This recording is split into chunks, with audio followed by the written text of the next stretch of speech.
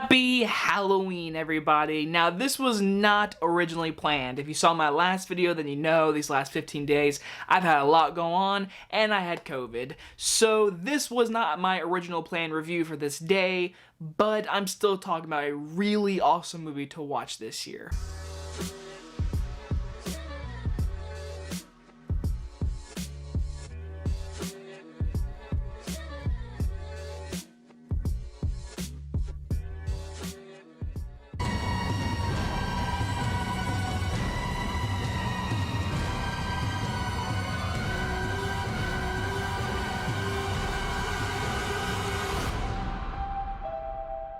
Now, all month long, we've been talking a bunch of Halloween movies. The movies that you sit down, get cozy, it's fall outside, scary outside, so you want to watch a good scary movie. And this movie is the definition of that entire vibe. On Halloween Day, I always recommend Trick or Treat because this movie is honestly a cult classic to many horror fans, and if you watch it, you know why. Because it's a damn good Halloween spooky movie. Like, seriously. This movie came out in 2007. It did not get a theatrical release. This did not come into theaters. It was released on video, Blu-ray, DVD, and it built a following.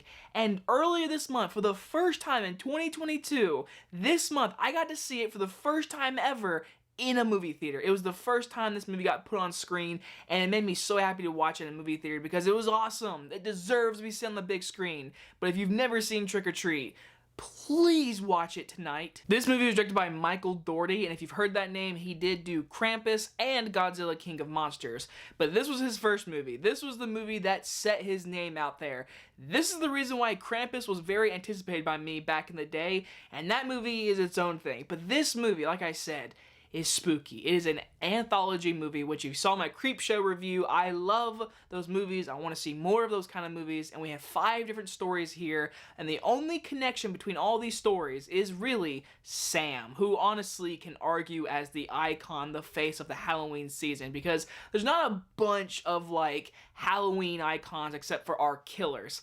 Sam, though, he feels more of that Halloween face, if you get to see his face, because he's got a bag on his head. He's a little cute little kid walking around.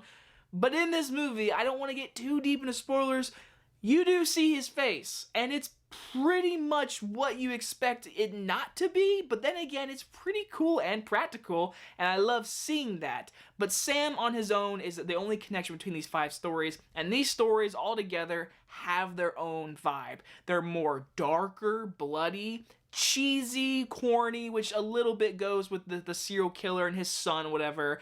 It's very much a corny story, but it's dark and disturbing. He does a great job with this movie, creating this world, creating this city, celebrating Halloween night, and all these people are doing the service of Halloween, not justice, and that is when Sam comes in, and he is coming to kill you. I think everyone's favorite story is probably the girl story, because I don't want to spoil the twist of these girls, because not enough people have seen this movie. But with this story, it's kind of disturbing, and it's a great fun twist, and it leads to a very gory ending to the story. But personally, the one that everyone always gets a little critical with, and people say it's kind of their least favorite, is the bus and the kids story. I love how disturbing and dark it is, and it comes back to play at the very end of the movie. I love that story just because of how dark and disturbing it is. Like, seriously, I love that stuff. And with the principal at the very end, that final story with Brian Cox, it all comes back together. That just feels so disturbing and fun to me. But again, like I said, this movie has all your blood, your guts, your disturbing thing. But the reason I want to talk about this movie, more importantly, it just feels like a Halloween movie. Seriously, I talked a bunch of Halloween scary movies. They have their tones, their themes. This movie, you put candy in your mouth, it's an hour and 20-minute movie. Just watch on Halloween. It is the perfect vibe. There is leaves, orange leaves falling outside. It's raining right now. It's very cold. Get cozy. Watch this movie on Halloween. It's perfect. I've done it twice in my life, and it is the most perfect Halloween vibe movie. Again, it has your cheesy moments that I honestly consider a little too cheesy, especially with the candy and the throw-up scene. Like, that to me is just, it's over the top. But again, the movie's, I mean, it's an anthology movie about 5 different ghosts, demons and creatures, and it all comes together to a very fun hour 20-minute movie that I really recommend on Halloween Day. I'm gonna give Trick or Treat an A-.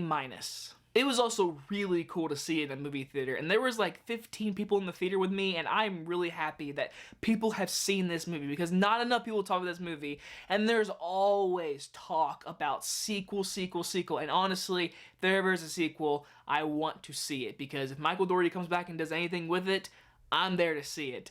But with all that all being said, that is it. That is my Halloween special for this year. The ending of my Halloween special got very disappointed because of my sickness and just life in general, but hopefully you guys enjoy this entire month.